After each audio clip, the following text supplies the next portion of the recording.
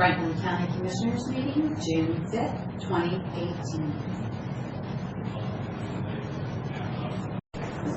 Well, good morning. Welcome to the regular weekly board meeting for the Franklin County Board of Commissioners. Today is Tuesday, June 5th, 2018.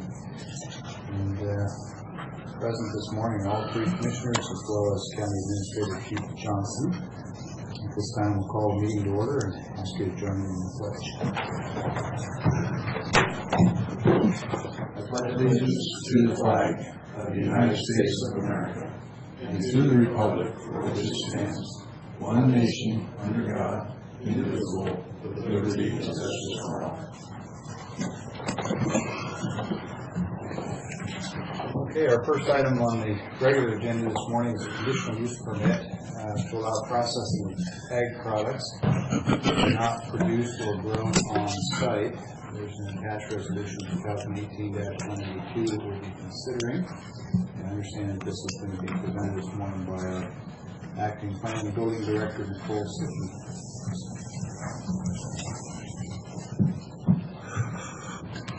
Good morning. Good morning. Good morning, Nicole. Good morning. So this is a quasi-judicial item. It's a conditional use permit, as you mentioned, to allow processing of ag products that are not produced on site. This is a project that's proposed for the AP20 zoning district. If the products were in fact grown on site, they would not need a CUP, but that's the distinction of why they need to come through the conditional use process. This project is rather north in the county. It's at the intersection of Cowan and Moon Road, and the comprehensive plan designation out there is agricultural. What they're proposing to do is set up in an area outside of a pivot circle at the northwest corner of the site, and they're going to have a farm shop, cleaning facility for farm crops, farm storage, some warehousing, farm equipment storage, and an office. And they're going to be leasing these buildings and doing seed processing. So it'll be a seed processing mill, and it's all dry product. So there is no effluent at the site or anything like that you would see sometimes from ag production. We see a lot of effluent, water waste, things like that. That wouldn't be a part of it. And they're going to have a dust filtration system, which I think is notable about this cleaning facility. The County Planning and Building Department processed the application. We coordinated for agency comments, and we reviewed it according to the Franklin County Code. We did all of the work in terms of SEPA notification and analysis, and we prepared for the public hearing with the Planning Commission by doing all of the public notice requirements. The Planning Commission met on this matter on May 1st, and they unanimously passed a motion to forward to you a recommendation of approval. This was based on 6 written findings of fact and 9 suggested conditions of approval. Subsequent to that, there were no appeals, and so today we brought to you a draft resolution which would grant approval of this file, CUP 2018-01, based on all the information I just provided. With that, I'll answer any questions you might have. How close is the nearest home? Dwelling? I don't know that. I did do a site visit, and I didn't see any. Half a mile? Pretty good distance. Half mile. Half mile? Good. I was going to say several hundred feet at least. I have no questions. Commissioner Cook? No, I've looked this over too, and I know the area. I know Travis. I know where the equipment is being moved from and the type of work is being done, so I fully support. Appreciate the introductory remarks. I had 3 or 4 questions, and you just sort of ticked them off one after another, so nicely done, thank you. I did want to go back the status or the statute or the reg or the code. Something is driving this to be a conditional use permit, and it is the fact that the product is produced on site. But what is that source document that requires that? I probably should know, but I just don't recall. I don't need the numbers. Is it part of our county ordinance structure? Is it the statute? Is it GMA? It's in the AP20 district. It lists out the permitted uses and then conditional uses. And is that a GMA driven thing, or are those provisions that we put on our AP20 locally? The No. reason I ask is because for the future, something like this, if it's got a direct hard ag connection, I almost think it doesn't need to be a conditional use. Maybe it does, maybe it doesn't, but I'm just looking for what's the nexus between the authority that requires it to be. No, it's not required under GMA. Nothing under that is driving So it. this is a locally derived condition. Yes. In my mind, this is kind of the most least impactful example that we might see. We might see examples that are actually a lot more interesting, with the product being trucked in, product being trucked out, a lot of processing that could produce effluent waste, things like that, which I think what you would want to look at that as a conditional Good use. point, and that would be the basis for keeping it as good discussion. That's a good point. Thank you. All right. Any other comments or questions from the board? None. Well, I also wanted to note, Nicole, I appreciate the fact that we're increasingly using references to the code, saying that for these areas you shall just comply with the code, as opposed to us trying to stipulate you will have 4 inches of gravel, you will do this. Just comply with the code and give you several options. I've always thought that's how you should do it. I appreciate you doing it that way. Mr. Chairman, with that, I would move for approval of the conditional use permit to allow processing ag products not produced on, grown on site, be in resolution 2018, 182. I'll second the motion. There's a motion and second for approval of resolution 2018-182 as read into the record. Any other comments or questions from the board? Mr. Johnson, I failed to give you an opportunity. Can you run away now? No, that's what I think we're good. Okay, thank you. All right, all in favor, please say aye. Aye. 2018-182 is approved. I'm not seeing anything else on here that we need you to stay for, but you're always welcome. Thank you very much. I do have one question, and a lot of red ink on this resolution, what is that, just detailed? You will see that from me, Commissioner. Okay. It's when a SEPA checklist comes in, it's my obligation to add comments on what I'm aware of the site, and I do a lot of research so that we can vet out the environmental impacts. Good. Thank you. Okay. Thank you.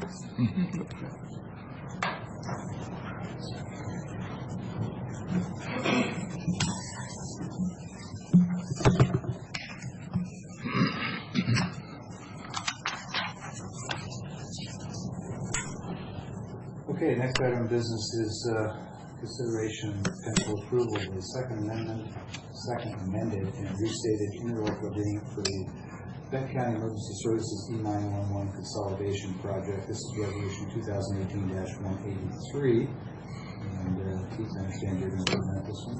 Yes, thank you, Mr. Chairman. As you know, the discussion of the consolidated public safety dispatch center has been going on for a number of years. In earnest, the last 18 months or so, as we have worked with our fellow communities, Benton County, as well as the municipalities in both Benton and Franklin counties, to consolidate our dispatch center. This contract that's before you today for your consideration is the final step to approval of that consolidation. We anticipate going live August the 6th, barring some emergency which we don't know about yet. We anticipate that that's still good. The language of the agreement is fairly complex. It is the result of a long process of negotiation with the stakeholders in the process. A number of attorneys have looked at this, including our prosecutor's office, and have agreed to its content and form. And I think it's a good agreement.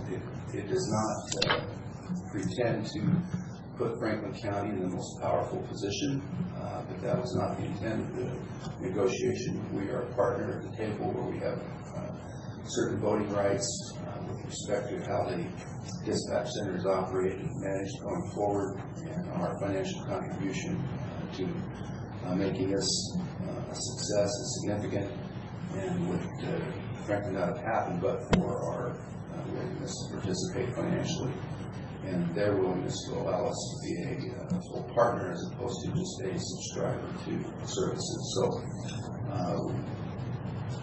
myself, the Sheriff's Office is responsible for much of the dispatch focus in Franklin County for the support of this process and this agreement, and I think it's ready for your final vote of approval.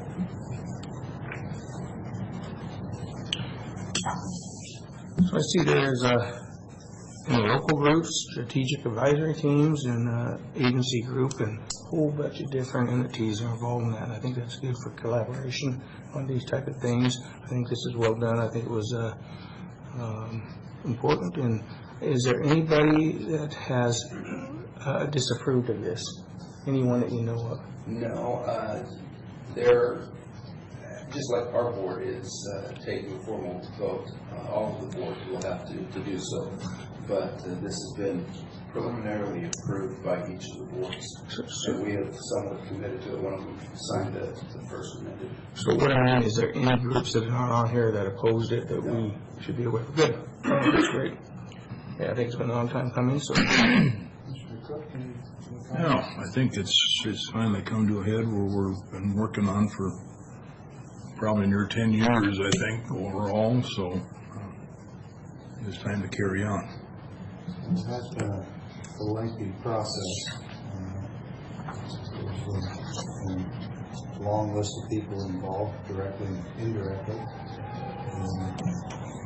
Over the years, I think parochial interests have gotten in the way of partnership, and I want to acknowledge the sheriff sitting in the back. He and the consultant that we hired, Mr. Renke, and some folks on the other side of the river for sure, collectively setting aside our, I don't want to say parochial interest too many times, but Keith referred to Franklin County not necessarily being in a power position. That was one of the difficulties over the years is individual jurisdictions having concern about giving up their say, their influence, their voice. By no definition do I think this agreement is perfect. There's going to be some growing pains, but I do think it represents a responsible and reasonable compromise between the parties. And again, I don't think we probably would be here today if it weren't for the sheriff and the consultant, and so they deserve credit, and we'll make sure we give credit where credit's due. Keith, thanks to you as well, because I know that you relieve me from going to a lot of these meetings, and we're probably a calmer voice and might have contributed to moving this forward.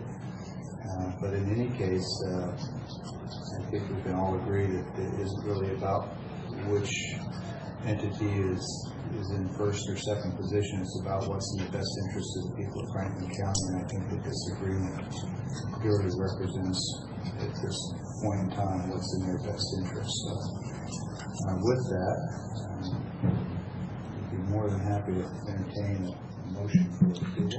Just one question for, so the title is the BCES, which is Benton County Emergency Services. How did that come about when it's all these organizations together?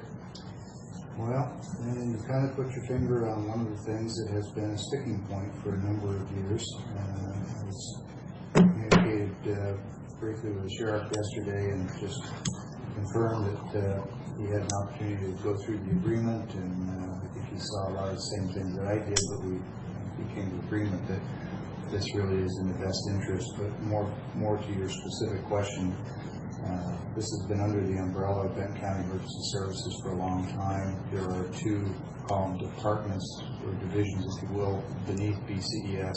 One of those is Southeast Communications, which is the consolidated 911. And the agreement calls for one of the jurisdictions, presently that's Richland, to act in an administrative capacity to provide an executive director and provide human resources services, and basically be the administrative house for it. After 5 years, another jurisdiction can pick that up, or if everybody with a majority agrees, then Benton County Richland could continue.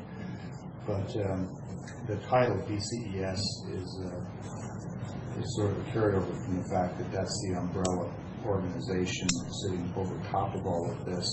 They don't have direct control. That goes to the executive board. And I think, well, I'll just speak for myself. In time, going forward, a few years down the road, I'm hopeful that we can find a path to separate CCOM out from under the DCES and make it its own independent body where the executive director is actually recruited and hired by the executive board. But that was a major sticking point, and so we've all agreed that we can live with it as is for now and look to do that in the future. That's what would separate it from DCES. Okay. Good, thank you. That explains. I don't think it's that important. I just wondered how that title came. So with that, I would make a motion unless you have another question. Go ahead. Okay. I would move for the approval of the second amended and restated interlocal agreement for BCES 911 consolidation. Second. Okay. There's a motion and second for approval of resolution 2018-183. Health Authority and Revenue Director. We've had good discussion. Any other comments or questions? Keith, anything? Okay. Hearing none. All in favor, please say aye. Aye. 2018-183 is approved, and I will add probably long overdue, but we're there. I'm sure the other jurisdictions will approve as well, so we're on a good path. All right, next item on the agenda for this morning is scheduled for 9:30. We'll get ahead of time, but this is public comment. I think I did see one individual who might want to comment. Good morning. Good morning. Welcome. Good to see you again. Nice seeing you too. Thank you. And I want to thank the commissioners for their help with speed signs. I really do. I made a mistake by meeting the gentleman that installed them. He says, "Where do you want?" And I said, "Right here, where it's marked." And in the excitement of it all, he was motivated. Let's move it up a little bit. Sure. Let's move it up a little bit more. So he moved it. And So he wanted to move it, or you did? I agreed. Okay, well, all right. It's I agree. Team effort. Yeah. And Okay. kitty corner to that, across the street, about 30 yards, if that. On my neighbor's property, directly across the street, on his property, is the other one. And so I called Matt Mahoney 24 hours after the installation. I said, "I think you made a mistake." I made the mistake of moving it up. The one heading, if you're heading west, they'll read the vehicles heading west. I go, "It's got to be moved back so we can catch the vehicles up here to warn them to slow down rather than half a block. And the other one's got to be moved up." And he goes, "Well, I'll drive by and I'll take a look at it and we'll go from there." I go, "No problem." So I called a couple of days later. We talked again. He goes, "I haven't got out there yet, but I plan on going out there." I go, "No problem, just give me a call." And I go, "I can meet you out there." Well, I never heard back from him. Week and a half, 2 weeks go by, 3 weeks, and I left messages on the machine. And that third week, I get a call from Craig Erdman. He goes, "I understand you got a problem with the signs." I go, "I made a mistake." I go, "The sign up here, you got to catch the traffic as they're coming down off those little hills. You got to catch them up there because that's where they start up the speed." And he goes, "Well," he says, "they're good where they're at." He goes, "They're not meant to catch anybody speeding." I go, "Then what do we get them there for?" And that was the end of the conversation with me because I was coming up to see you guys. And actually I had left because I was more or less told not to rock the boat on this deal. And I left. I felt embarrassed to come up here again and to ask you guys something that I've been fighting for a long time. And I honestly made the mistake of having the engineer move them up. And I said, "Hell, I'll dig the hole. If that's what it takes to move it, I'll dig the hole, I'll pour the concrete." But I'm here today to tell you, on the one facing, if you're coming west to east, you're almost on top of it before it reads out. And several neighbors have come to me and said, they're too close together. They're not catching the traffic when they're starting to speed. They're catching them at the very bottom, and they need to be spaced out. And with that, I go, I'll go back. I'm embarrassed to come back again and ask you guys, but you know what? What's right is right. And I've surely been wrong a lot of times, a lot. But I'm willing to work on my mistake. If the guys at the county are willing to work on the mistake that I made by planting that thing, putting it back to where it reads right, because they're not reading right. You have to go really, really fast in order for it to say slow down. All it does is flash your speed. But, and you guys are more than welcome to take a look at them. To make up your own minds on that, but. So let's break this down just a little bit here, if it's okay. I want to start with the thing I heard that concerns me the most. You said, quote, "I was more or less advised not to rock the boat." Was that from? It was just planning department? No, sir. Okay. Was it from anybody in the county? Okay. Just be satisfied with what you got. Okay. I'll leave it at that. Okay. Yeah. That's fair enough. All right. So. All right, you can throw my name out there. I'm not going to throw anything about this yet. All right. So, I've gone out and driven it like 3 times. Okay. Not because I knew that there was an issue or concern, but because I knew that you'd taken the time to come in here several times and asked to get it done, and I wanted to go see what it looked like. I don't, as a habit, I don't speed, so they weren't flashing at me. Yeah. I did have a thought as I was heading eastward, it's going uphill. Yes.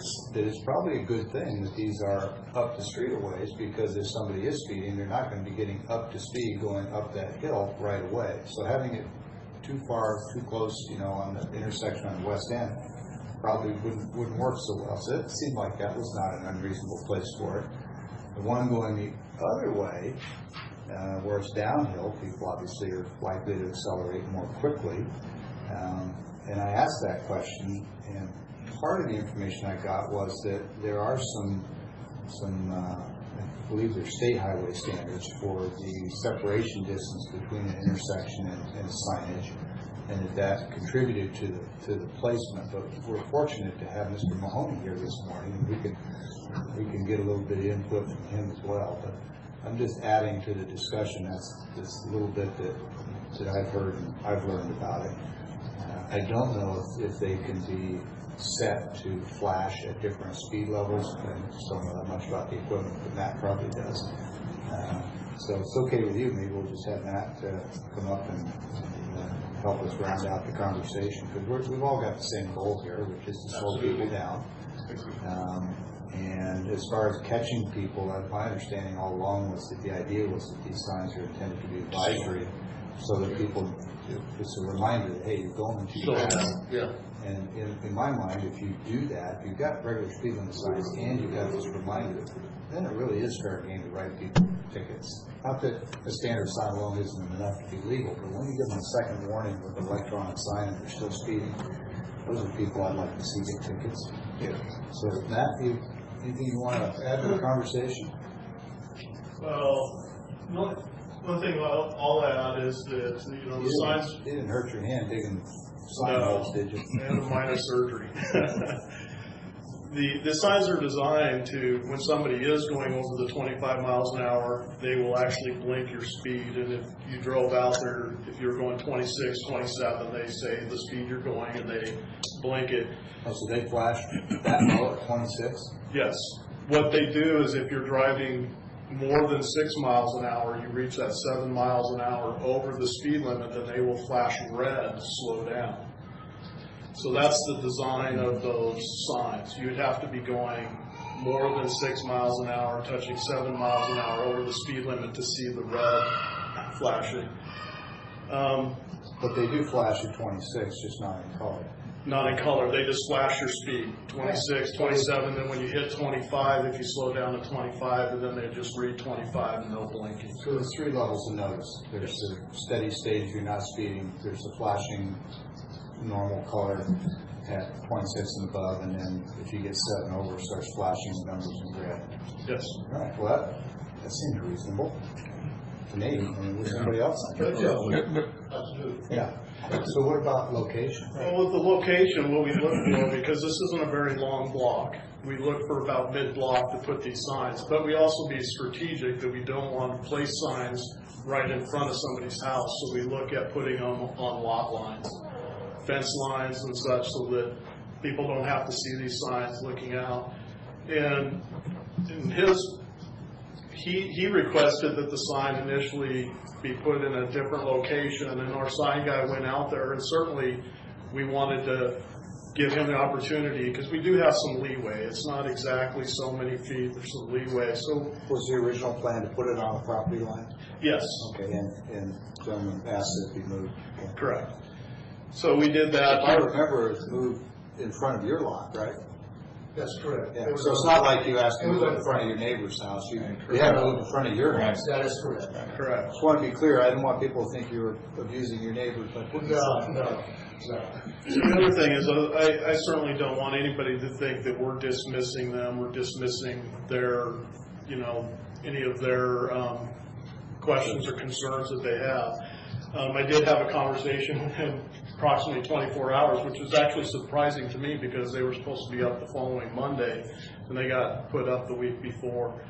What I told him is I said, we're going to evaluate these, and certainly if the location needs to be changed, if we're not getting the benefit of these signs, we do that, but certainly we want to have some time to allow that to kind of to be vetted out on the location. And so that's kind of where we're at now. We have the ability to go out with our traffic counters that do bin data that actually pick up the speeds, and we're going to be doing that. We put these out first, then we're going to be putting those out. So you're giving the signs some time to educate people, is that the Correct. concept? Correct. The county engineer is right. They're not designed to catch speeders. They're designed to prevent speeding. We want to prevent people from speeding, and so putting those in a good location. You don't do anything if you put them within 100 foot of an intersection. People aren't going to be up to speed. 500 feet is even questionable. That's why when we do place even speed limit signs for reducing speed limits, they're actually placed a good distance in front of the area that you want them to slow down. You want everybody to have the opportunity to slow down before you actually need them to. So that's what we're. This is a fairly short stretch of road to do that. Yes, I think it's what they call a 1,300 foot block, a little over 1,300 foot, so quarter of a section. And so the first one, the one that as you're heading east, is located approximately 670 some feet, I believe. And the other one that is in front of Hector's house is a little over 500, a little bit, I think about 580 something. So typically we would try to put those not necessarily across from each other, but mid-block on a short block like this, that's what we want to do. Is we want to. One thing I did notice that I agree with is. Excuse me. Go ahead. How far in advance or in front of the sign is it going to pick up the vehicle? These aren't the typical trailers, so they are picking you up because they want it. The whole idea is to get a more exacting measurement, so they're very pinpointed. So typically they will pick you up about 200 to 300 feet in front of the sign. So the sign is going to start picking you up, in this case, coming from the east going west, 250 feet or so from the intersection. Yeah. Well short of the 500 that Yeah. you say is desirable. And do you think from that pickup point that those numbers are big enough to be legible? Yeah, for a 25 mile an hour speed limit, they're the appropriate size. They're the same size as the Well, regular. my point is if I'm 250 feet in the intersection and it starts picking me up, and I'm doing 40 and it starts flashing, 320 feet from that sign, probably a little far to be able to read it, but but not far after that, I ought to be able to read the thing. Yeah. What I'm getting at is that the effective communication from the sign doesn't happen at the sign, it happens well before it. Yeah. Whatever the reasonable distance is to be able to read it, which I'm going to guess is a couple hundred feet before you get to the sign. That's approximately. I can't, I apologize, I don't know the exact distance. That's fine, it depends on your eyesight certainly, but it's, what I'm getting at is the effective coverage area, I think is much wider than the distance between the two signs. It's also the approach distance coming up to a sign where it's flashing and you can read it reasonably. Same thing on the other side. Correct. I mean, theoretically, we'd like to see that sign that as you're heading west, we would like to see that a little bit farther down the road. But we do have other issues. We do have some overhead trees and stuff that could obscure the view of the signs. And so we feel that in this area is a pretty good location for right now. But like I said, we're monitoring it. You know, as we all know, you like to have some time to see. We can't gauge people's actions within 1 week or 2 weeks. Usually, How long before you think we need to put some speed measurement out there? those will be going up. Those will be going up here within this month. So we're basically giving it about 6 weeks of the signs being there before we put those out. The reason we haven't personally put them out is through the Ben Franklin Council of Governments, they actually are picking up the speeds on the collector system. Warnet is a collector, major collector, urban collector. And so we've been working with COG to get those. They did them the last year. Well, let me ask the question differently. I wasn't really looking at who was doing it, but how long before you go out and read speeds? You don't put the signs up today and go read it tomorrow, and you don't wait a year. Yeah. Is it usually a month or so that you give people to acclimate? Usually about 3 months. About 3 months. Yeah. Okay, and how long the signs been up? They've been probably a month and a half. So another month and a half before we actually read those speeds.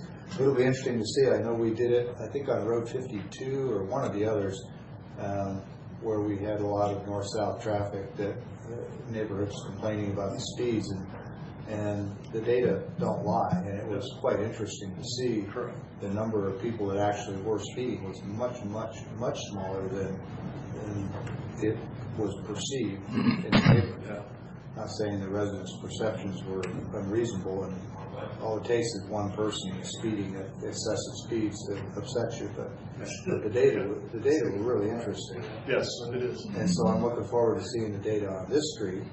Almost wish we had data prior to the signs to judge how effective they are. Yeah, and we do have that. We have a good history of data for that section of. Well, this will be really interesting. Yes. Yeah, that'd be a good drill. The one thing is coming west, heading east from the west.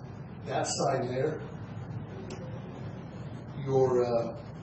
it won't tell you your speed until about 2 seconds before you're almost on top of it. Okay.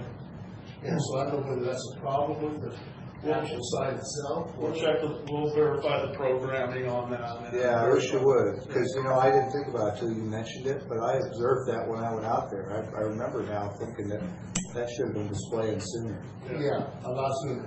They certainly are different than the trailers that everybody sees out where it's such a wide band, they're picking up multiple vehicles and at the same time, and it gets confused until you're right on it, then it locks in. Yeah. These don't provide those early readings. It provides the reading once it has a good solid reading. Yeah. Well, thank you. And just to be clear, I hope you never were reluctant to come and talk to us. I don't care if you're in here every week. In fact, I'd be happy if you were.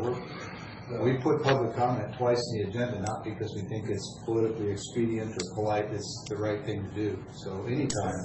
Okay, thanks very much. If you want to come complain about these two, I'll even pick you up. Okay.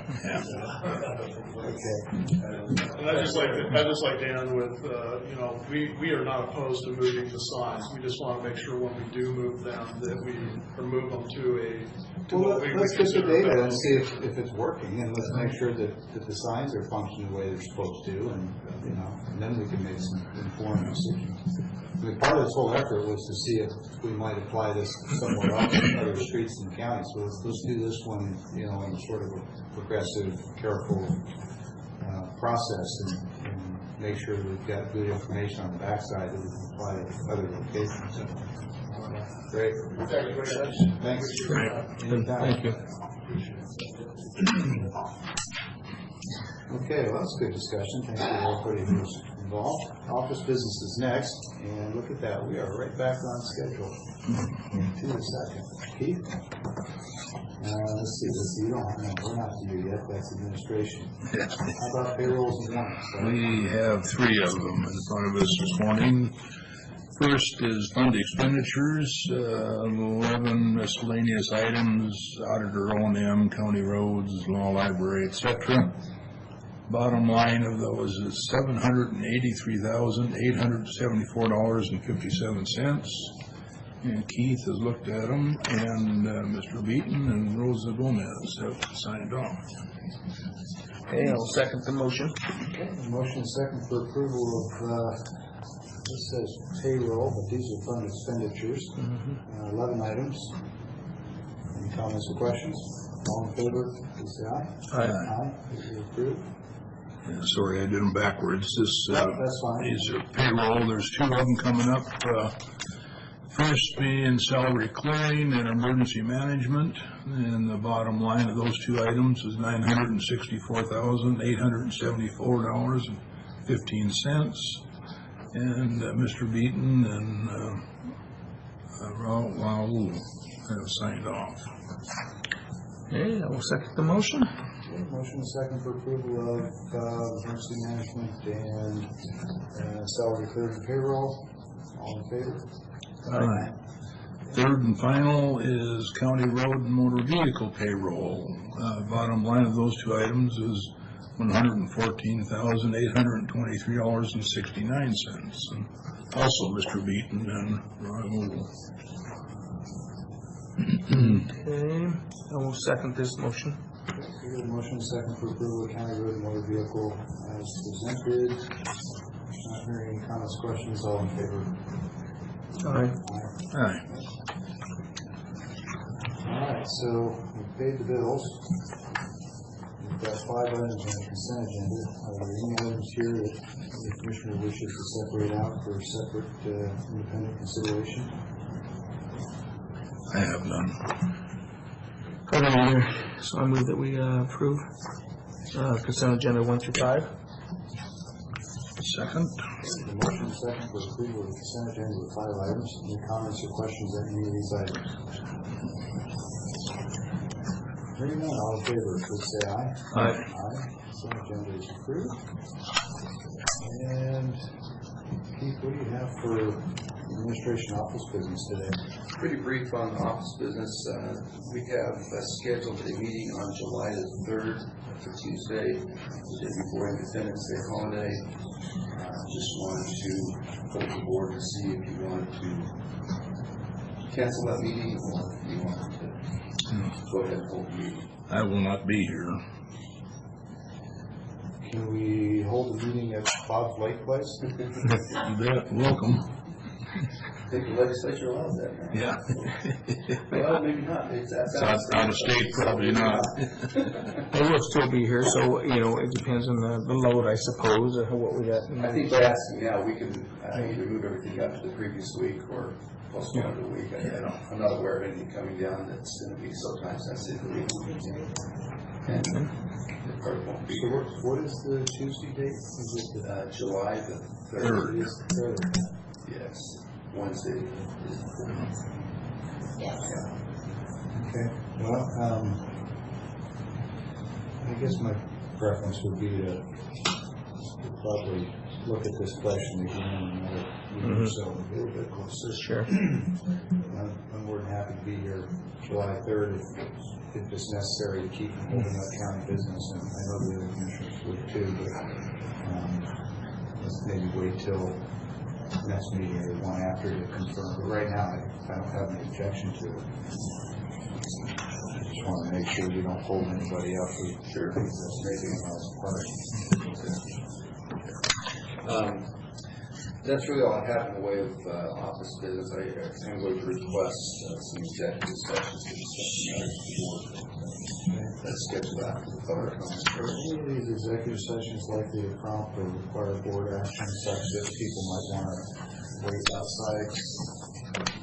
No, I don't believe so.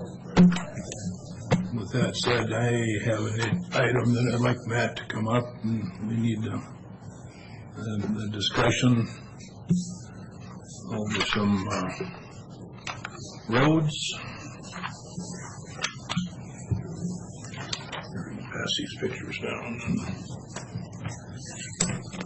What prompted this, Matt, is that I'm on the school executive board, and any large loss items come across the executive board. This one popped up yesterday. Oh, that's fine. This one popped up yesterday on my computer, and it just, looking at the pictures, just brought back. So it hit home, didn't it? Yeah, with our discussion up there, you know exactly what I'm talking about. Exactly, yes. What the whole deal is you can kind of see it by the drawings here that kind of red-colored car coming from the left was going to go straight ahead, and that pickup was coming around the corner and killed the passenger, 17-year-old youngster. And both of the vehicle owners, between the two of them, only have $125,000 limits between them. The plaintiff's demand is $7.5 million. They figure that they can get out for about 1.4 to 1.6, but the thing that caught me as much as anything, I guess, is that the percentages of fault they found of the car to the left was 50%, the pickup was 35%, and the county was 15%. Well, with joint and several, with the other two people only having 125 between them, that leaves the county with the rest. So we need some, now that we know more about it and it's in the litigation, I think we need to do something about it. How about I work with staff and we bring back some proposals to the board? I know exactly the intersection you're referring to, and we can bring back some proposals. The reason why I believe that would be necessary is, first off, to get the board's input and approval to move forward, because there would be some right-of-way acquisition that would be necessary. I believe in doing what would be necessary to take care of that intersection. So, I'm not sure what your long-term goal would be, but Commissioner Cook makes an excellent point. It was kind of subtle, but the point is that it's one thing if you think you might have an issue. It's a whole nother matter when you have a nearly identical geography and this happens. Now your level of notice just went up. Correct. And I think that drives the necessity for a more immediate response than studying and finding the ideal long-term solution going through this process. I'm thinking there's probably some interim measures that would be appropriate. And I'm curious, one, do you agree? If you do, what do you think they ought to be? Keeping in mind that the sole objective is safety. I was going to say citizen safety, but it's I don't care if you're from Alaska or Tunisia or Washington, it's human safety. Correct. If you want to start with what you think is probably the long-term solution and work back, that's fine too, but I don't feel like we have the luxury of waiting for an extended analysis process. Yeah, I think because of the way this intersection is going, closing off a leg, I think, would be very, very difficult to do, because that creates another problem down the road for people trying to turn and go the direction they want, heading to continue heading south on that section of road. So I don't follow that at all. I'm just, It's north, south, east, west, so somebody is headed which way? if they are heading south and instead of going through the curve, which the curve then would take them more in a westerly direction, they choose to go south, which is what we're talking about, continue to go south, and they would eventually effectively be doing the same maneuvers that we see here, closing that off, Closing what off? closing their ability to continue straight. Well, now see, I think there might be an assumption there. I didn't hear anybody talk about closing off anything, so. I'm just So saying, what would you propose doing, I've proposed moving forward and doing the actual long-term fix, and what is that? creating a T intersection on the curve for that road coming in. You're saying to close the curve. You wouldn't close the curve. What would you close? You would maintain the curve, but the road that, as you're heading, it almost would be better. We're kind of, Bob, are you following this? Well, not because of the fact that my thoughts were to close the curve, run the other one straight to the T, run the east-west yeah. road straight to the T. Close the curve. I don't know how you create a T and keep the curve, that's what I'm asking. Well, yeah, could work. Help me out, man. Part of me wants to bring up the intersection on We need some spread nuts for this. Yeah. no, because the actual main traffic on here is on the main road that has the curve in it. Okay. That's the flow of traffic. And so to close that, you're effectively closing the main route through there just to maintain what is really a secondary road. What would make sense Are you is, saying that the north-south stretch is a secondary road? yes. Okay. Are you saying that it isn't capable of handling the traffic for that area? What I'm saying is it would create, No, that was a specific question. Are you saying that it's not capable of handling the traffic for that area? it could, Because that's really an issue, is if you close that curve and the remaining road isn't capable of handling the traffic and it creates a huge hazard, then that's probably not a good plan. No? yeah. Let me ask a question here. On our curve we're talking about, is there a stop sign or anything? I can't recall. I thought there was something. There's yield signs, and then there's left what are One curve was here signs. Yeah. in this instance, but Yeah. I mean, it's uncanny. This is exactly, It's Just a drawn picture like they do on our intersection. changed the name of the roads, and it's the same. it's the same thing. yeah. As you're looking at the middle picture, Right. in this curve, people have the ability to go straight south. This is a minor route. This is the major route. What would make the most Presently. what would make the most sense is this minor route that's connecting here to actually bring that around and bring it at a 90 in the curve so that people are forced to actually make legitimate left turn, right turns. Okay, so I didn't follow you. You said bring it around at a 90 at the curve. What? Why not just simply take out the curve? And you put it in simple language. Why not simply just take out the curve and then upgrade whatever stretch of road you need to cover the curve? Upgrade the T there if it needs to be for the truck traffic. Is that what you're saying? I wouldn't recommend that. Okay, well, that's what I was trying to get to. Yes. earlier. Well, that was You the seemed reluctant. That was the concern, was there's so many trucks that came up there. Yeah, where they have it listed as Yakima Valley Highway, Right. that's the main route. Right. 90% of all the traffic is following presently. Right. We When don't, you close it, it's no longer the main route. If you upgrade the other roads, they become the main route. But you're reluctant to do that, and that's what I'm trying to drive to. Is it because it's a T and it's going to slow down trucks?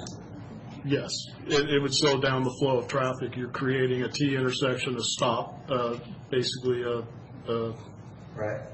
And that's a trade-off against what we have now. Which do you think is preferable, what we have now or the inconvenience of a T? what, Fair question. the inconvenience of a T, but I think there's better options. Okay, what would that be maybe? And that's this secondary road. Okay. realigning it to where it actually comes in to the main road at a 90-degree angle. Is it close to what that top arrow is in the top picture, that red arrow? What you're talking That's about? the idea, I think. Yeah, that's the idea. If you reverse that red arrow, it would come into right here, right? And you have to buy some property. Yeah, that. Why don't you just flip that sheet over, Matt, and draw it for us, because this is gonna take a picture. Or go up to the whiteboard. Yeah. Hey, Matt? I should think that's a great idea. Do a little whiteboard up there, you got your hand all bandaged up. Yeah. You need a designated artist? I might. We'll see. He just saw how I drew with a pen on that page. Right. Yeah. Well, I wouldn't push so hard on this, Matt, but, you know, if we don't deal with this and there's an accident next week, I'm gonna be pretty upset.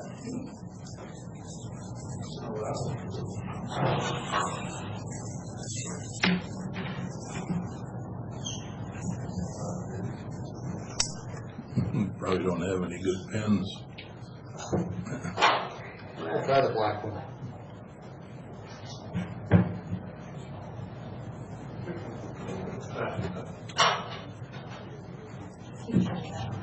So this is the first time since I've been here that I've seen anybody use this whiteboard. Ryan Rolfe used to use it a lot. Well, he did, that's right. Buffalo Road? That area? Not Buffalo, it's the other one. All you gotta do is say Buffalo, he knows what I'm talking about. Okay.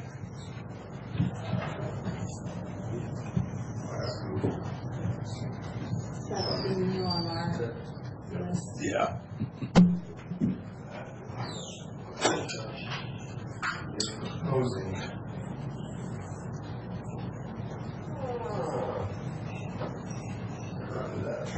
Just like that arrow.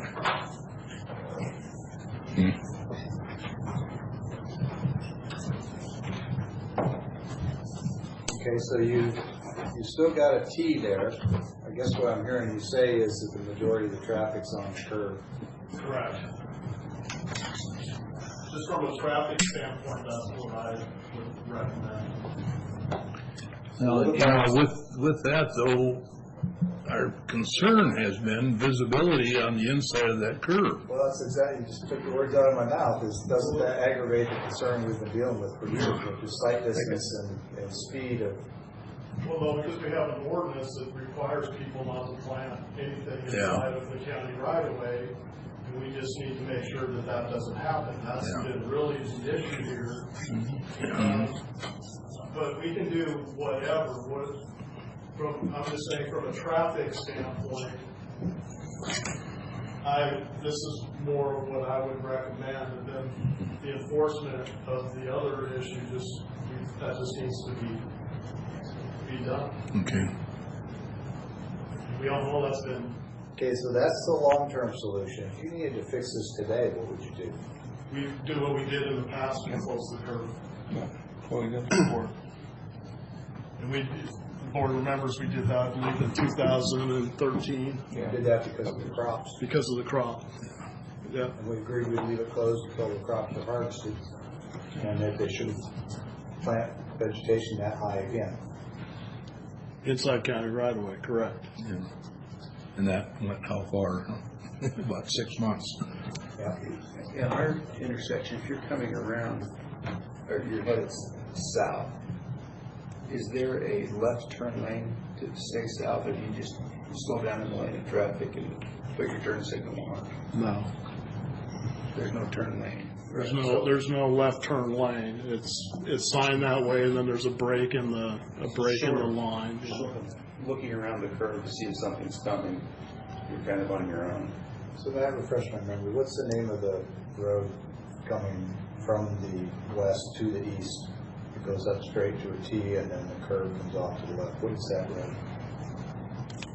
road? Starting at the bottom of the whiteboard and going off. What's that road? I knew you were going to ask me this. Well, I can't remember either. Which one's Hollingworth? The one going north-south? I think so. The one going, Hollingsworth is on the curve, isn't it? Yes. So that is the curve. Walloop. Yep. Yep. Yep.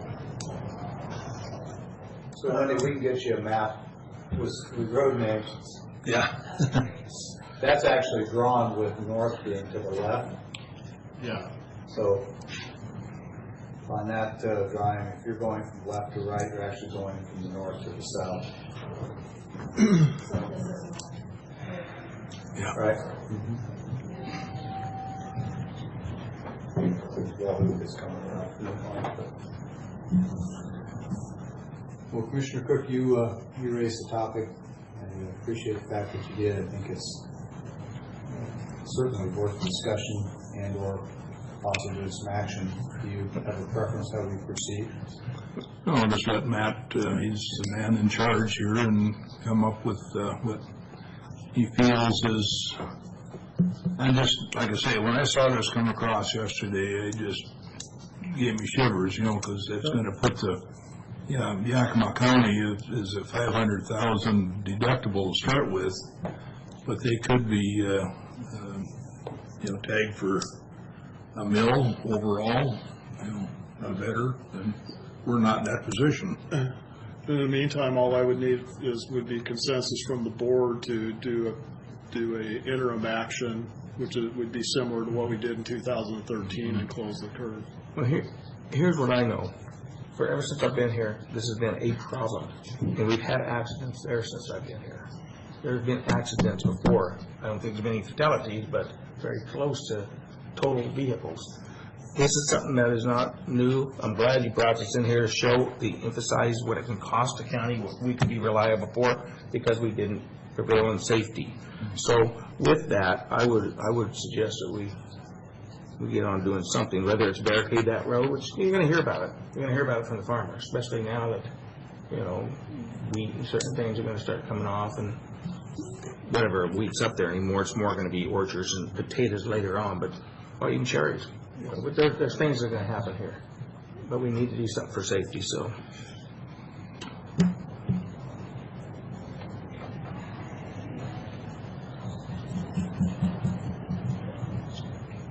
Did you find them? Yeah.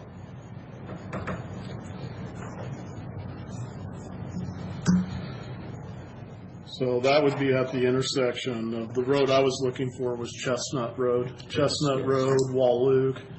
They're at the curve, and I can label those.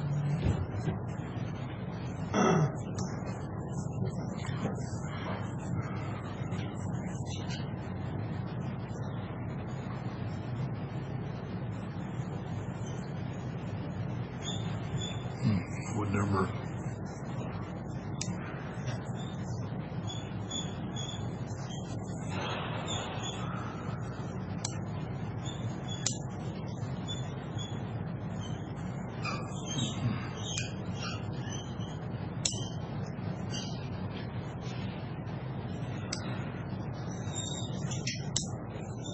There you go.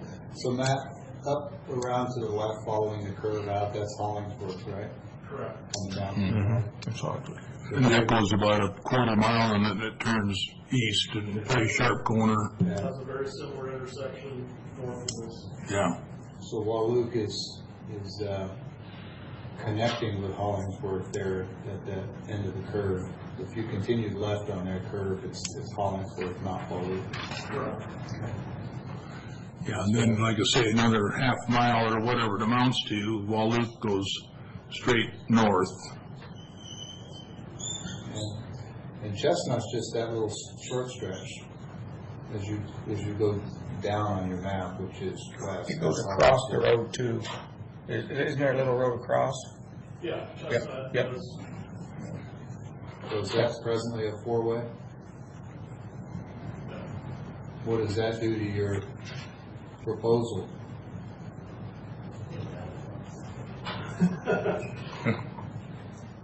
Well, like I said, this is, I get it. this I is see just it. Yeah. Yeah, okay. So would you vacate the little piece of Walloop? if we vacate it, regardless of what you do, like even if the proposal was to close Hollingsworth for good, that section, that curve. You can't. If we do vacate it, because of how we've got it would automatically go to the adjacent property owner to the north of the, or to the east of the center line and to the west of the center line. Right. And then they would grow on. Well, The right way would be kind of unusual there. yeah, the individual who actually owns the property in that triangle actually would still be kind of a remnant that would exist for that individual who owns the property on the west side, on the east side rather. So you think that's the long-term, is this long-term concept, is something you just came up with, or you guys been discussing this and planning this previously? This long-term concept is something that we have used in the past at other intersections. Yeah, that's not what I asked. Well, I've heard about this for a while. Some we're familiar with. It's an application. Still not what I asked. I'm not trying to be hard on you, but what I asked was, because we've dealt with this in the past and we've closed this curve, right? Yeah. And this is a concept for a long-term solution. What I'm interested in, is this a concept for this particular location that you just come up with in the last 10 minutes? Correct. Or is this something that you've been studying since the last time when we closed this curve? The difference is important to me, because if this is an idea that is incubated for 2-3 years and you still think it's the right answer, that's very reassuring. If this is something that's only in the last 10 minutes, then I would want you to study it further. That's why the pointedness of the question. So I'm not interested in this being a generic application for this kind of situation. I'm interested in this specific piece of ground. Is this concept something that was discussed back last time we closed that curve? If you don't recall, that's fine too. I don't recall. Okay. It has been discussed in the past, but I don't know if it's been that far back. I mean, I think it makes sense. I just, I'm curious if this is a new idea or something that, we've known for a time. It's something that we've discussed internally in our office with the county engineer, correct? And that's really important, because I think it speaks to the timeline going forward. If we do something interim now, we could probably do something permanent not too far out if you've already studied this. Yes. Yeah. I think carry on, knock heads with Craig and see what looks best to. Well, Commissioner Miller has suggested that we ought to take an interim action and don't want to put words in your mouth, but I think I heard you say close that curve for now until we get to a permanent solution. Only because of safety. I will tell you, we will hear some angry people because of the trucks at this time. So, if we want to do it, be safe. That's wise. We've been getting by for years. There's been some minor accidents, so that's the call. It's been going this way for a long time. I don't know. Matt, is there another interim option? Yeah. Can we do some additional temporary warnings or signage or something on the basis of two things? One, we now have this example before us, and two, we're heading into a very busy season with trucks. Do we at least put up some additional cautionary something? I don't know what it would be. Signs up, stop, right? Change the flow of traffic. You got mile per hour. Absolutely. We can put up more signs out there. I think that's what and draw attention. I think we have to do something to show that we've now been advised that maybe we've had a lot of, Commissioner Miller said, we had a lot of minor accidents, but we've got virtually identical situation that was a fatality. Correct.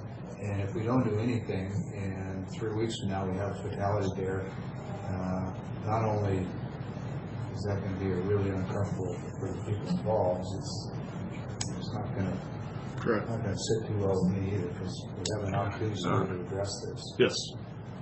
So I guess then my question for you would be, if safety is the priority, do you think that it's adequate to put out some additional signage and protections there, or should we go all the way to closing the curb until we have a permanent solution? You're not the decision maker, you Yeah. just give advice. At the end of the day, we're the ones that are accountable for the decision. We're just looking for your expertise.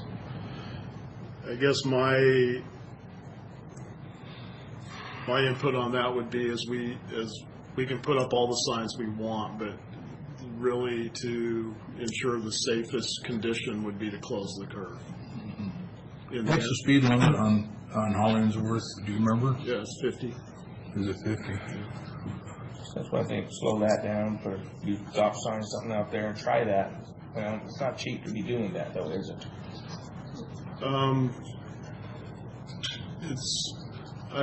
For this, I think we would be less concerned about the cost associated with the safety. But you just stated we can put all the signs we want, but it may not help. Got any more of those flashing electronics? Well, unfortunately, we have no control over the driving behavior, and even with the best of intentions and best of signs, people still, Sure. For sure. We know that. yeah. Sheriff Raymond, you got any thoughts on this that you'd care to share? No, I know the intersection. I think that you have to do a traffic engineering study and come up with a solution in order to take the curve out some form of that or adjust it on both ends. Do something anyway to address the risk. Yeah, I've been up there, I've seen it, I've been in the company of the farmer, and it's problematic. Do you have the same issue where Chestnut and Hollingsworth come together as you do where Wall Oak and Hollingsworth come together? If somebody's headed, I guess that's going to be west on Hollingsworth, and somebody's coming, what is that, east on Chestnut. Well, that's a separation of lanes there. If you're coming east on Chestnut, going straight ahead, You right to right, so you're not going to, okay. you're not having to cross traffic. It's a big sloping curve. Yeah. It's actually kind of like this if you're going around. Yeah. The truck's doing 50, it's a lot of energy. Yeah, it's a lot of They're not going to stop quickly, and if they hit something, it's not going to be good for anybody. Right. Any thoughts on an interim measure? And Well, I think whatever you're talking about shutting it down or limiting access to it until you can put in place a good solid traffic engineering study. Yeah. With long-term solutions. If it was me, I would be doing that. Just so you know, you really have a high fatality rate on your county roads out there, on our county roads. So it's, is that a traffic enforcement issue? yeah, there's traffic enforcement issues too. You gotta have bodies. I knew exactly where that was going. You're the one that opened that up. As I told somebody like 2 weeks ago, I said, this is really like T-ball. You know, I just put them up there on the little post. And Engineering, education, and then enforcement. Well, I think we got thumbs up for me to get studied and get it. And I think there's consensus to study it. That's pretty clear. What to do meanwhile? The interim action, if any, is I think the remaining question. I haven't been out there. Has he got corn on that corner again? Oh, You know, he doesn't. I don't think he's doing corn on that corner this year, but It's some sort of grass. yeah, he's still doing corn down at the intersection with Buffalo, but he's not growing corn there this year. Yeah. It's a rotation year. Well, this scenario from Yakima, this real life example, there's no vegetation impact or sightline impairment, and so whether or not there's corn growing out there, I don't think. It's noteworthy, but I don't think it played in this one. No, it didn't. trees there, but So even if all is being grown out there, You're right. it's grassy, and Exactly. still there. I'll be honest with you, when we're looking at design, and I went out with Commissioner Cook, it's been a while back, and when we had a new county engineer, and prior to our current county engineer, about signage. And one of the things that we have to look at when we're dealing with road design and safety is driver expectation. So a lot of times driver expectation plays into it, and in this section with that you see here from Yakima County and us, their perception is that I should be able to go straight because the road also goes straight. And so those are areas that certainly we have to be looking at as driver perceptions, and what visual cues are we giving them, or are they given that kind of gives the impression that... Well, there's a direct conflict between what you stated is the main route, Hollingsworth on the curve, and natural driver perception is straight ahead is the right-of-way course. Yeah, and those are, that happens with individuals that A, don't know the area, or B, are certainly going down Wall-Luke, but Hollingsworth is the main haul route for a lot of the agricultural. Well, the T where you've got it coming on the long-term solution seems reasonable because you've got good sight distance from both directions. It's not like it's on the inside of the curve where I think it would be problematic. On the outside, you've got good sight distance. I think, or almost, wouldn't it be better off coming to a T here? You'll bend this a little bit because you got better visibility from here. I think we're still going to have a visibility problem if we come in from here. Yeah, I kind of drew it there in the middle, but really for us it's just making sure that we can move it as far to the north as possible. Yeah. Just to make sure that we have enough room for those curves and people having the opportunity to slow down before they hit that curve coming into that T intersection. And certainly what we do is we try to push it in the appropriate direction that makes the most sense from a sight distance standpoint. Yeah. Well, long-term, certainly you'll study it, and I'm sure you'll give us the best outcome short-term, which is where I want to try and keep us focused. I'm completely uncomfortable with status quo. I think we have to do something right away, whether that's just some additional signing and some caution. If you think that there are things you can do to raise awareness and reduce the risk, I could probably accept that in the short term. I'm perfectly willing to take the heat and the pushback from citizens if you decide that closing the curve is the most responsible course. At the end of the day, if anybody wants to yell at me and scream in my face for the next 10 years can do it if they can keep from killing a kid or somebody in the car. Have that. That's a no-brainer. But we haven't had a history of fatalities, and frankly, I'm a little surprised with a 50-mile-an-hour speed limit on that curve and trucks and vehicles coming the other way. I think we've been lucky. I think we're beneficiaries of a warning here from Yakima. Shame on us if we don't respond to it. And I appreciate Commissioner Cook bringing it up because that's exactly what he's going to be responding to it. So, if you put the signs up there, your officers visit once in a while. Is that enough to slow it down? If that gets out, you get a ticket or two. Is that enough to slow it out rather than close that? Because I know during this harvest time there's going to be some. What they do is they end up running that stop T anyway. The types of signs that we would put would be really addressing the people that would be coming up to that intersection on what would be occurring in front of them, like oncoming traffic does not stop. You've seen those types of signs. That really lowering the speed out in the rural area, and Sheriff Raymond could probably speak more to this, but I believe that it has very little impact on the driving behaviors.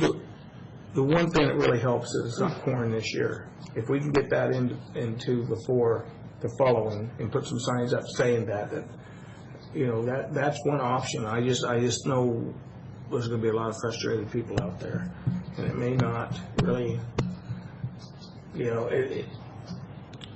I almost think that we can get by with that, but I'm just like Commissioner Peck. You have one accident and you don't sleep at nights for a long time. It kills a kid or somebody else. But at the same time, that corn was a huge problem, even with the accidents that happened. Correct? The accidents that happened, that corn are mostly fault at it. Well, my personal, when I was up there looking at, you can tell that the corn. Yeah, it's terrible. It was a cause of perception problems. Right. Well,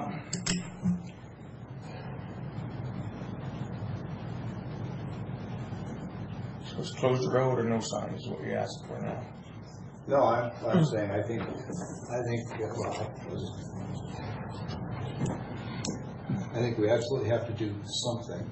And the options that I see are some fairly extensive signage and additional warnings, or close the curve. And closing the curve to me is the 100% solution. The signage is the minimal acceptable for me, in my view. And I suppose if you wanted to try and weigh that out, you could throw in the fact that the curve's been that way for a long time, and while we've had a number of accidents, we haven't had, or maybe we have, had any major accidents where people have been seriously injured or killed. Any recollection of that, Sheriff Raymond? Do you recall any fatal accidents there? Not up there, no, not since being the sheriff.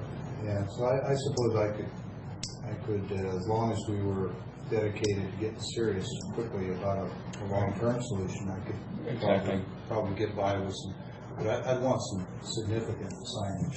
I agree. I agree with that.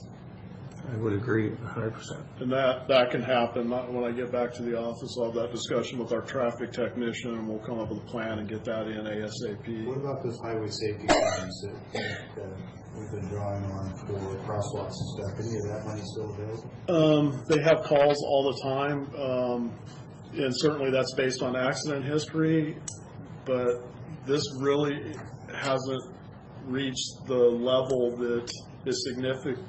That we have other areas that have more accidents and much more concern from the safety money that's been out there. But sure. Okay. Well, can you pull together with reasonable speed signage plan and just go and get it done? Yes. And just to give the board a little timeline, the county engineer, as you probably recall, is out of town at the Washington State Association of County Engineers Conference. He'll be back on Friday, I believe. At the conference, he's not working at night. That's true, and I'll be talking to him, and certainly he can be. I would like to get on this right away. Managing expectations, Matt. Thank you for letting us know that he's out of town. Is this something that maybe we could contract, pick a local firm and give them this specific thing instead of doing it in-house? Craig's already swamped. Yeah, that process I think would cost us too much time to go through a RFP. Well, it would under our Public Works contract. Don't we have the ability to do that? I'm trying to think if we have any open contracts that would be tasked. I can check into that. Yeah. I would think under Public Works there ought to be some small project category. It's not a big project, it's signage. Oh, the signage, we can do that internally and get that done. We should be able to get that up and completed before the end of tomorrow. Good. ASP, So making this prominent and effective as you can conjure up. Yeah.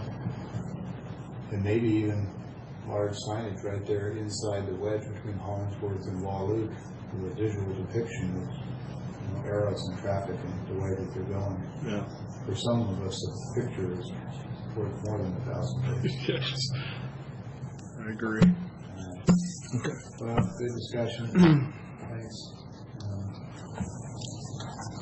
We still need to work in that long-term solution. Exactly. Get something done in short term. Yeah, and that's more what I was referring to, of when the county engineer gets back, us being able to come to the board with the appropriate information Yeah. for decisions, for the board to be able to make decisions.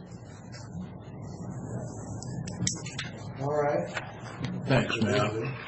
Thank you. Didn't mean to put you on the spot, hammer you down, but No, when that came in yesterday, like I say, that map showed. these are important discussions, and I appreciate the opportunity. Thanks. Thank you. Okay, next item on our agenda this morning is public comment. Anyone speak with the board? Not seeing anybody. Keith, earlier you said you had some executive sessions. You did not anticipate any action being required after those. Could you summarize those for us? You got two of them, you said? Actually, 3 of them. Three. Yes. First one is a request for an executive session up to 20 minutes under RCW 42.30.110, paragraph 1, subparagraph I. And I would request that, What is the general topic? that's litigation, potential litigation. Potential litigation. Yes, and request that Sean Sant and Jen Johnson from the prosecutor's office is allowed to participate with the board and the clerk. And you said 20? And what are the other two? 15. And then a second one under 42.30.110, paragraph 1, subparagraph F. And that one is generally. That is also litigation. No, F. I apologize. No, it's fine. We all have that same sheet. I just didn't. Yes, that's to discuss public officers or employees. Performance of. Receive and evaluate complaints or charges against a public officer or employees. Okay, all right. And then the third one, And you needed up to 20 on that one? yes. Okay. And the third one? And the third one, 42.30.110, paragraph 1, subparagraph G, evaluate qualifications of applicant for employment or review performance of public employee. And I would ask on the last two that would just be the board, the administrator, and representatives of the prosecutor's office, Okay. and HR. Sorry. HR, Thank you. HR on the last two? Yes. Okay, so the first one is the board, yourself, and the prosecutor. So the second two will add HR. Yes. Okay. Would you like to take the matter with HR first? Because it sounds like we're going to have to be for all three. If HR only has to be for one of those. Or two. We've got two for HR. Either way. So you will be here. Yeah, so that would be helpful, yeah. Okay. Okay, well, why don't we start with the qualifications and applicant for public employment. That's the third one you read. That's the board, the county administrator, the PA, and HR. Yes. Up to 20 minutes. We'll go Is to that G? executives. Is that number 2? That's, yes, G. And we'll just go into executive session at 10:24, we'll call it. And this first one is 20 minutes? Up to, yes, sir.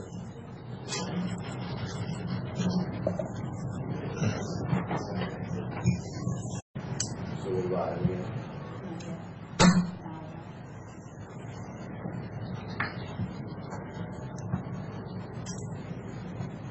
Okay, you're going extending or going to another one? Going to another one. Okay.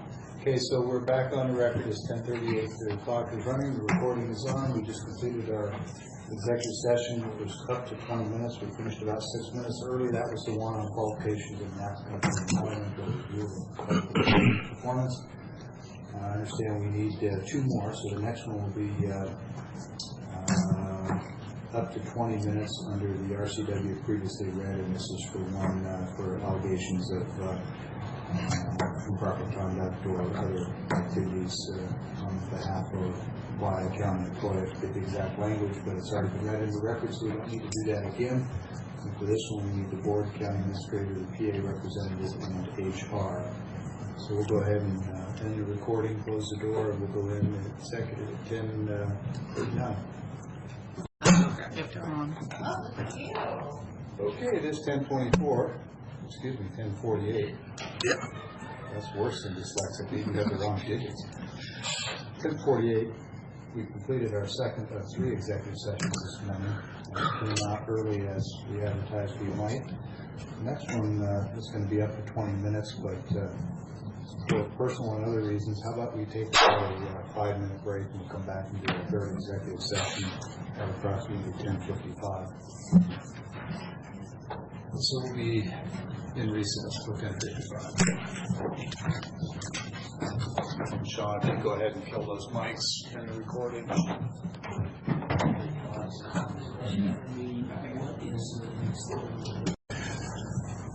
Okay, it's time for our third and final executive session. We have all 3 commissioners, county administrator, and prosecuting attorney, and Ms. Johnson. And so we're ready to begin. This was originally requested up to 20, but it looks like probably up to 15 is going to be enough. And this is under litigation or potential litigation. And we'll start at 11 o'clock sharp, which is in about 20 seconds, and we'll go to no later than 10:15. Okay, we have completed our final executive session for the day. Thanks to all the people who participated. We do not have any other formal agenda items published. Is there any other business that anyone needs to bring before the board now? I have nothing. How about travel schedules? Everybody going to be here this week and next week's meeting? Yeah. Okay, so there's a chance that I may need to do some travel here toward the later part of the week, which could extend into next week if, in the unlikely event, I'm not going to be able to be here Tuesday. I'll be sure and let Keith know as soon as possible. I believe I'll be here, but there is a small possibility. I'll keep you posted. All right, no other business. We're adjourned.